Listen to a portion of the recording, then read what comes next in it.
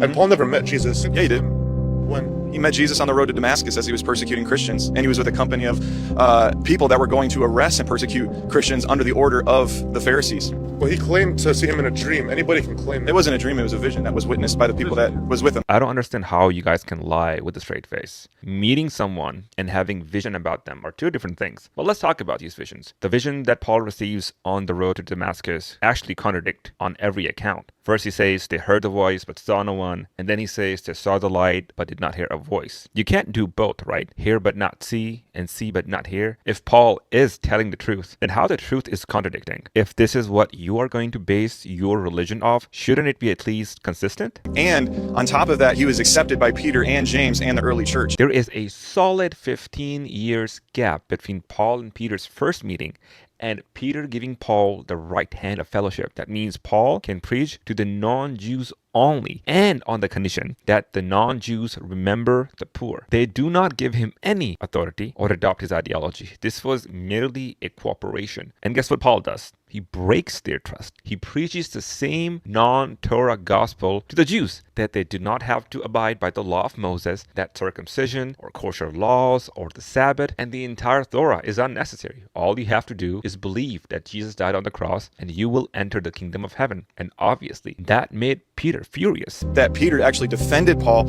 saying there are people who try to undermine the teachings of Paul, but they twist his words to their own destruction. That's the words of Peter. You're really going to show a fabricated letter to prove Paul? The letter was written decades after both men were dead. So Peter's praise of Paul is not Peter's voice at all, but a later attempt to smooth over this well-known conflict. Even Christian scholars agree that it is a late pseudonymous letter written decades after Peter's death.